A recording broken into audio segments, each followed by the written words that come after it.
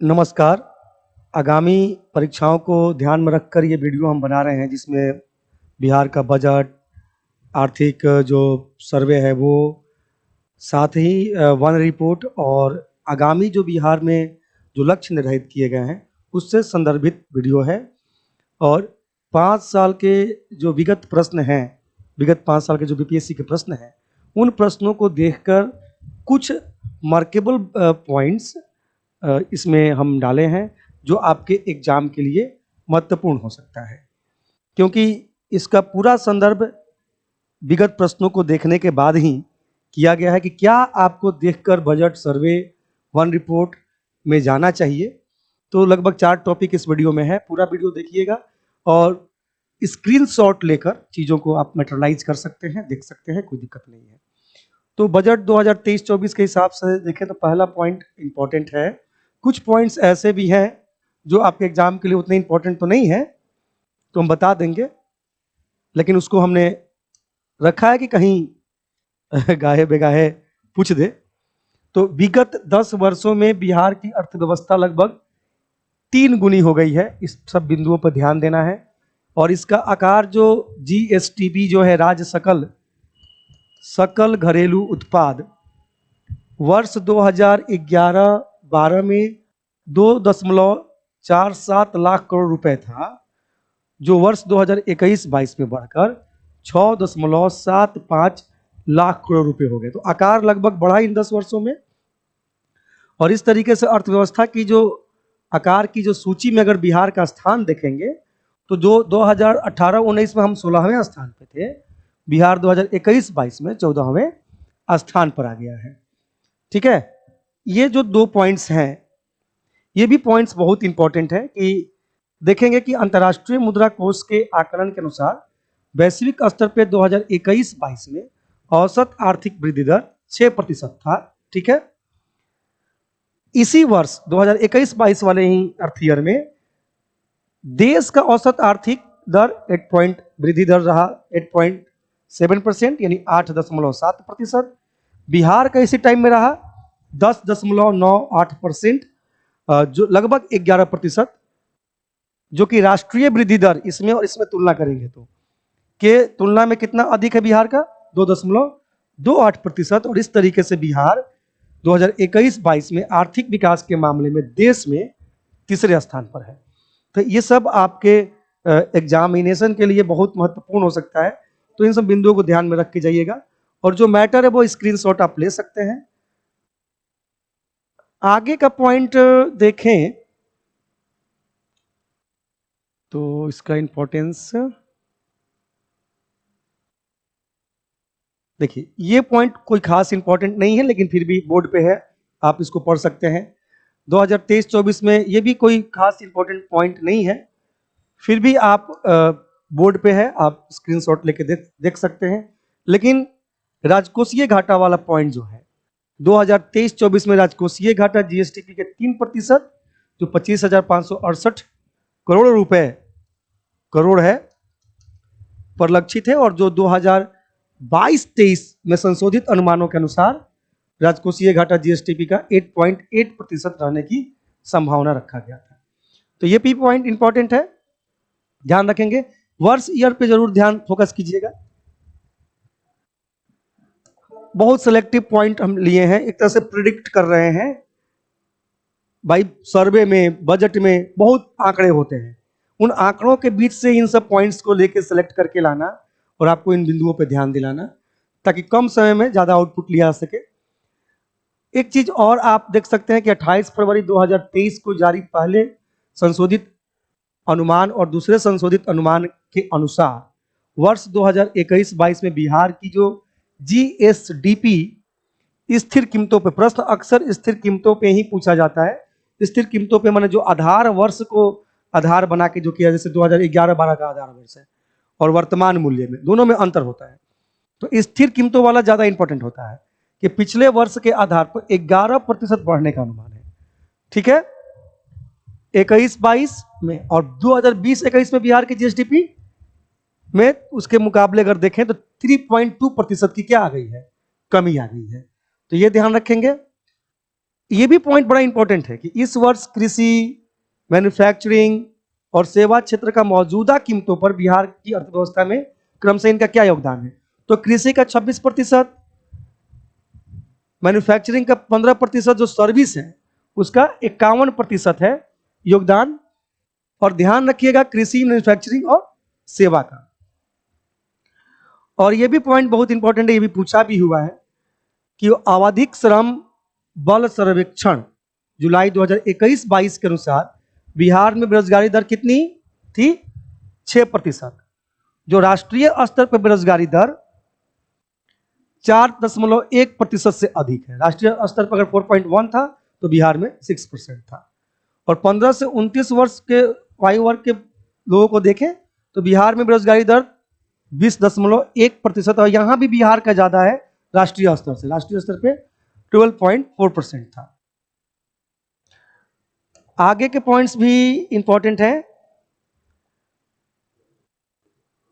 2023-24 जो बजट सत्र है आपका, बजट में प्रस्तुत वास्तविक आंकड़ों के अनुसार 2021-22 में राजकोषीय घाटा जीएसडीपी का 3.8% था। ध्यान रखेंगे, ये ज्यादा वीवीआई हो जाएगा ये प्रश्न अगर राजकोषीय घाटा पूछता है तो, कि 2023-24 के बजट जो प्रस्तुत किए गए उसके आंकड़ों के अनुसार 2021-22 में राजकोषीय घाटा जीएसडीपी का 3.8% था, जो केंद्र सरकार द्वारा अनुमानित 4.5% की सीमा के भीतर है। तो ये इंपॉर्टेंट है। अगला पॉइंट देखिएगा, इस स्क्रीनशॉट के लिए पूरा जगह छोड़ दिया हुआ है कि आप चाहें कि कंटेंट्स को मेटेरियलाइज भी करना चाहें तो कर सकते हैं। बिहार देश का अपेक्ष सर्वे से 2022-23 का सर्वे से देखेंगे। सर्वे हमेशा 1 ईयर बैक होता है और बजट 1 ईयर हमेशा अनुमान में आगे होता है। बिहार देश का अपेक्षाकृत कम आय वाला राज्य है, ठीक है। और इस अनुमान के अनुसार बिहार की अर्थव्यवस्था ने 2021-22 में स्थिर मूल्य पर सकल राज्य घरेलू उत्पाद में 2020-21 में -3.2% की तुलना में 10.98%, जो 11% के आसपास भी है, वृद्धि हुई है, ठीक है। यद्यपि 2021-22 में राष्ट्रीय वृद्धि दर 8.68 थी। तो कहां राष्ट्रीय वृद्धि दर और कहां आपका ये, इसमें ये ध्यान रखिएगा, ये वर्ष आप जरूर ध्यान रखेंगे, नहीं तो आप आंकड़ों में कंफ्यूज हो जाएंगे। अभी हाल ही में देखिएगा इस जगह से प्रश्न आए हुए हैं बीपीएससी में। मैंने अभी भी कहा कि विगत 5 वर्षों के प्रश्न को ही देखकर हमने अनुमान लगाकर आपके बजट सर्वे से हमने कुछ पॉइंट्स कलेक्ट किए हैं जो आपके लिए एग्जाम के लिए महत्वपूर्ण हो सकता है। प्रति व्यक्ति सरकार माने प्रति व्यक्ति सकल राज्य घरेलू उत्पाद स्थिर मूल्य पर अगर देखें तो क्या रहा है, तो 2020-21 में 31,522 करोड़ रुपए, जो पिछले वर्ष की तुलना में, इससे जस्ट एक साल बैक की तुलना में -4.6 है। लेकिन वहीं 2021-22 में देखें तो 34,465 करोड़ रुपए, जो प्लस में 9.3% है। तो ये इंपॉर्टेंट हो सकता है, ध्यान रखिएगा। ये पूरा पॉइंट्स ही इंपॉर्टेंट है। और वहीं आप देखेंगे वर्ष 2020-21 में प्रति व्यक्ति सकल राज्य घरेलू उत्पाद के लिए आज से 38 जिलों की अगर रैंकिंग देखेंगे तो इसमें सबसे गरीब राज्य, सबसे संपन्न राज्य के संदर्भ में भी कुछ आंकड़े लाए हैं। तो 38 जिलों की रैंकिंग में तीन सबसे समृद्ध जिले जो हैं उसमें पटना का स्थान पहले नंबर पे आया है 1,15,239 रुपए के साथ, ठीक है, प्रति व्यक्ति सकल राज्य घरेलू उत्पाद के हिसाब से।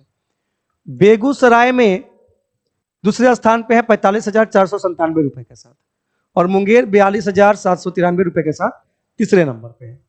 और दूसरी ओर अगर गरीब जिलों को देखेंगे तो शिवगढ़ सबसे टॉप पे है गरीबी में 18,692 रुपए के साथ, अररिया उसके बाद है 19,527 रुपए के साथ, और सीतामढ़ी 20,631 रुपए के साथ।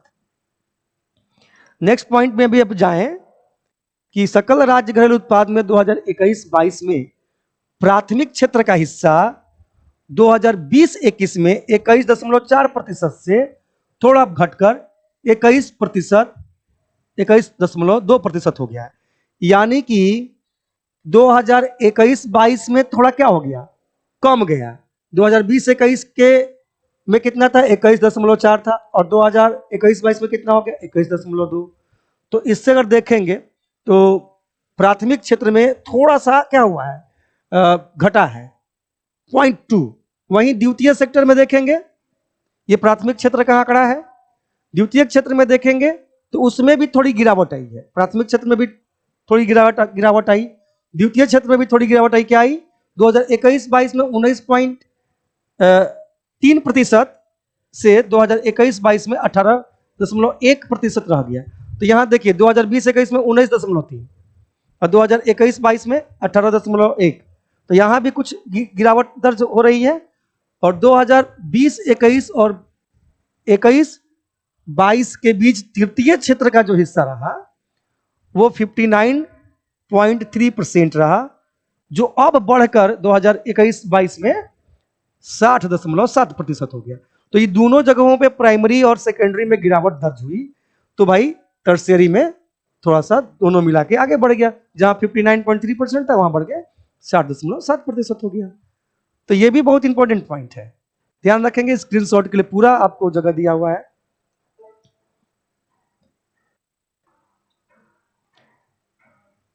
एक और बिंदु आपके लिए लाए हैं, ये वाला। वर्ष 2020-21 में बिहार में शुद्ध बुआई क्षेत्र जो है 50.5% यानी 50% से ऊपर है, और फसल संघनता का परसेंटेज 1.4% है।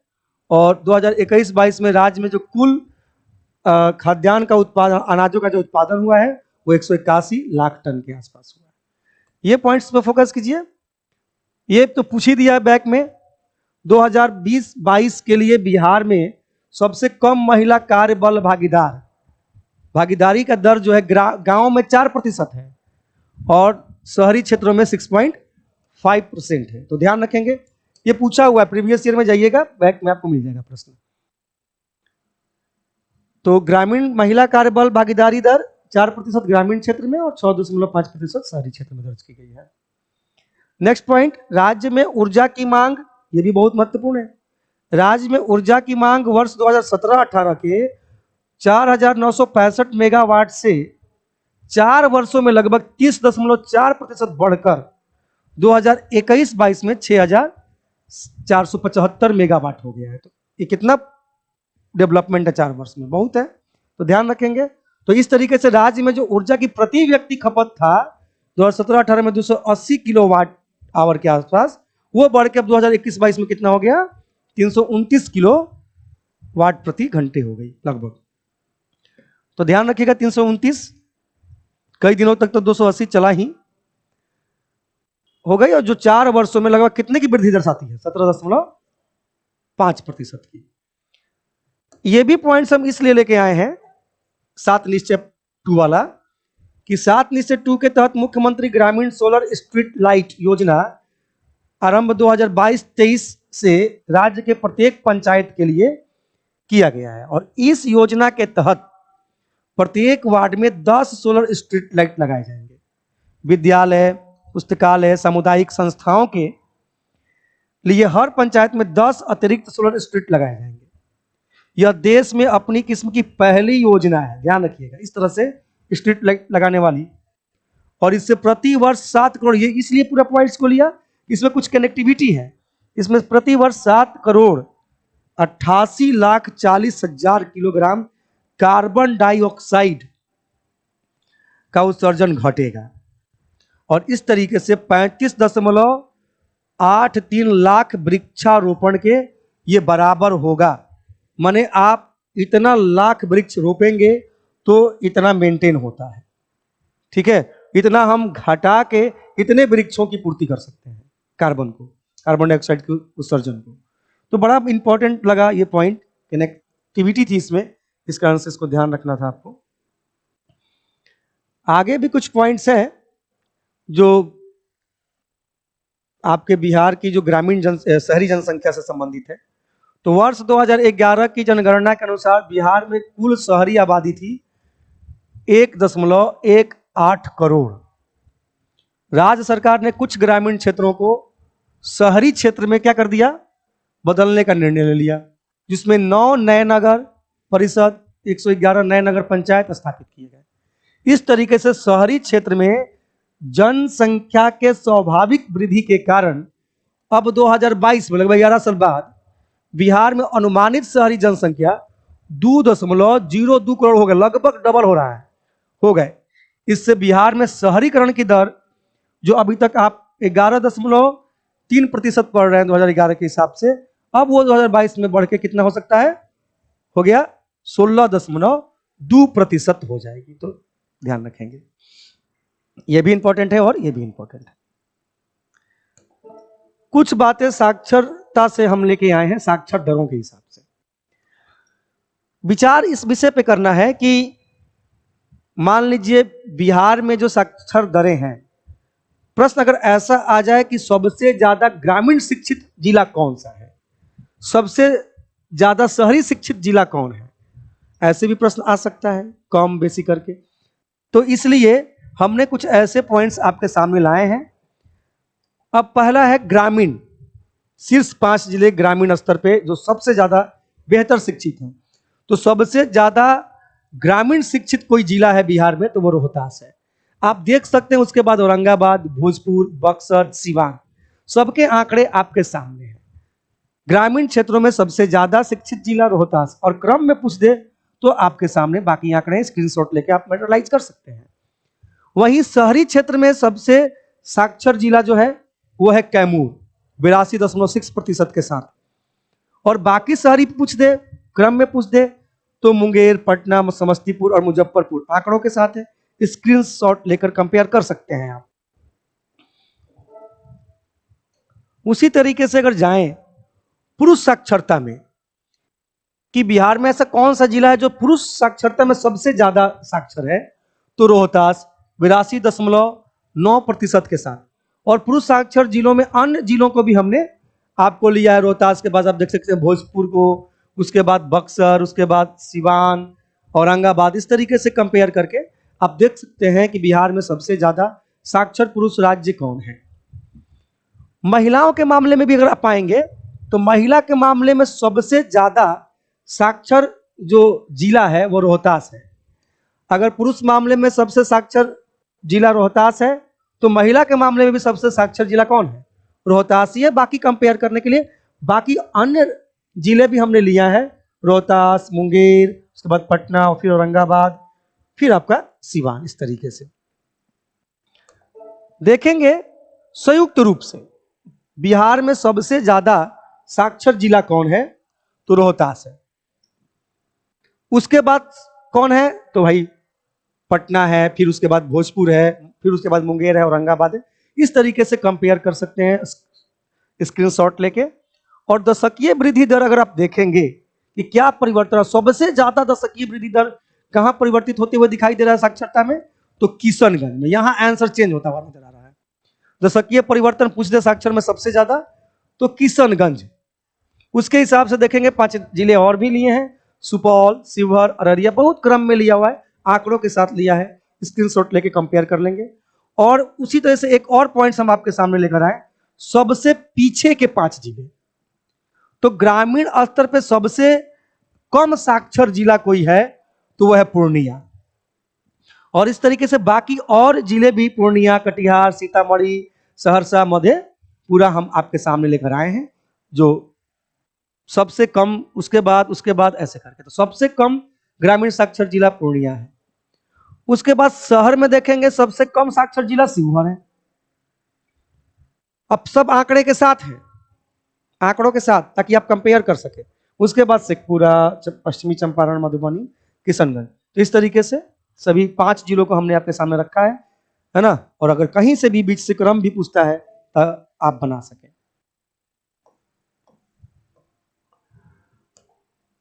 उसी प्रकार ऐसा भी प्रश्न आ सकता है कि पुरुषों के मामले में सबसे कम साक्षर जिला कौन है, तो मधेपुरा।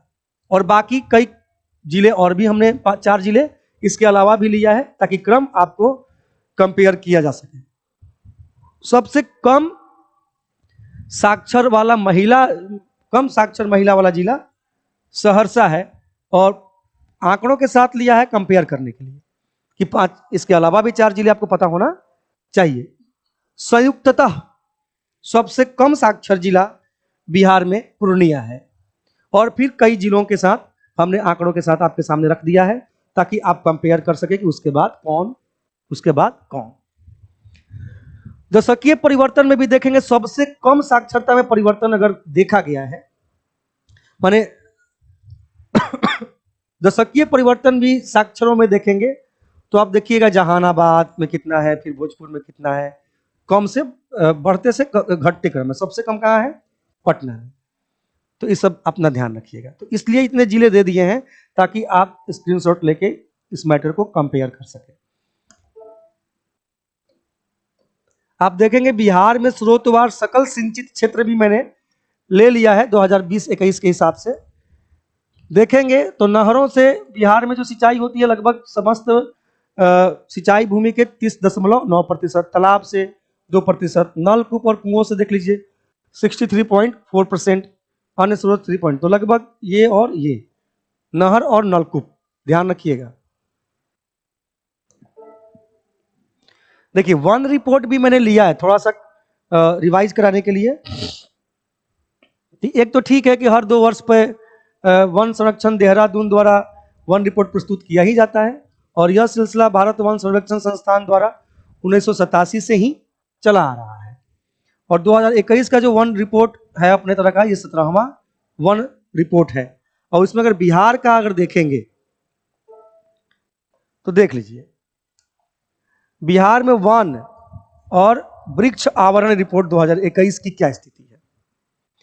तो वन आवरण 7,381 वर्ग किलोमीटर में है। जो वन आवरण का परसेंटेज देखेंगे पूरे क्षेत्र का तो 7.84% है और 2019 से कंपेयर करेंगे तो ये लगभग 75 वर्ग किलोमीटर की वृद्धि दर्ज किया है। वृक्ष आवरण में देखेंगे आप तो 2,341 वर्ग किलोमीटर और इस वृक्ष आवरण का परसेंटेज 2.48% और अगर किलोमीटर वर्ग में देखेंगे तो लगभग 338 वर्ग किलोमीटर की वृद्धि हुआ है 2019 से कंपेयर करेंगे तो। और वन आवरण और वृक्ष आवरण को जोड़ दें तो लगभग कितना क्षेत्र पर आपका हो गया 9,722 वर्ग किलोमीटर में फैल गया आपका वन और वृक्ष आवरण दोनों। और परसेंटेज जोड़ दें तो 10.32% और 413 वर्ग किलोमीटर की वृद्धि दर्ज की गई 2019 से कंपेयर करेंगे तो। बिहार में सबसे अधिक प्रतिशत क्षेत्रफल वाला जिला, बिहार में सबसे अधिक प्रतिशत क्षेत्रफल वाला जिला वन के मामले में कैमूर है। यहां कुल भूभाग का 31.56% क्षेत्र पर वन का विस्तार है। तो ध्यान रखेंगे और मेरे हिसाब से कैमूर के साथ साथ उसका आंकड़ा भी ध्यान रखिएगा। और मैंने कुछ पॉइंट्स लिया है आपको रिवाइज कराने के लिए कि बिहार के शीर्ष वन आवरण वाले जिले कौन कौन से, सबसे ज्यादा वन आवरण वाला जिला कौन है। तो देखेंगे आप कैमूर सबसे ज्यादा वन आवरण वाला जिला है और आंकड़ों के साथ 3 जिलों को हमने आपको यहां प्रेजेंट कर दिया है। बिहार में न्यूनतम वन आवरण जिले देखेंगे तो सबसे कम शेखपुरा है, उसके बाद अरवल है, उसके बाद जहानाबाद है और फिर ये भी आपको पूरे आंकड़ों के साथ आपके बोर्ड पे प्रेजेंट है। आप स्क्रीनशॉट लेके इसको कवर कर लीजिएगा।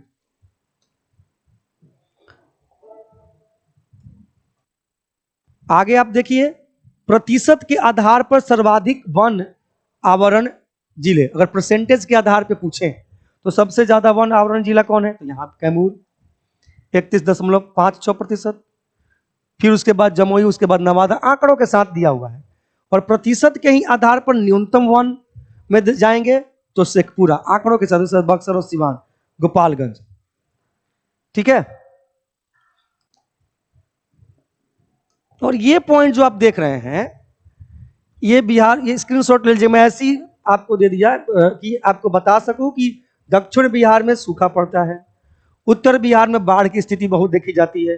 तो देखिएगा उत्तर बिहार में आर्द्र पर्णपाती वन पाए जाते हैं तो दक्षिण बिहार में शुष्क पर्णपाती वन पाए जाते हैं। और नोट में मैंने लिख दिया कि उत्तर बिहार में आर्द्र पर्णपाती वन पाया जाता है तथा दक्षिण बिहार में शुष्क। दक्षिण बिहार में सूखा पड़ता है तो वहां शुष्क न पर्णपाती वन पाया जाएगा। अब बिहार में उत्तर बिहार में बाढ़ की स्थिति रहती है तो आर्द्र पर्णपाती वन पाया जाता है। तो ये ध्यान रखिएगा। ठीक है।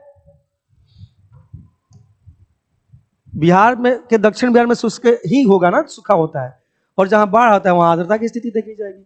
और इस तरीके से सर्वाधिक वन क्षेत्र में वृद्धि करने वाला जिला अगर कोई रहा है तो वो बांका रहा है, वो भी पॉइंट्स के साथ हमने आपके सामने रख दिया है। न्यूनतम वन क्षेत्र में वृद्धि वाला जिला कैमूर रहा, वो भी पॉइंट्स के साथ आपके सामने।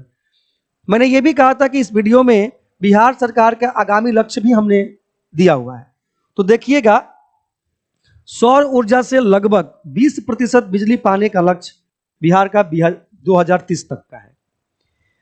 बिहार के सड़क दुर्घटनाओं को 50% तक कम करने का भी लक्ष्य है 2030 तक, तो ये आपको ध्यान रखना है। और भी कुछ है लक्ष्य, देख सकते हैं। लगभग 100% साक्षरता प्राप्त करने का लक्ष्य 2030 तक है।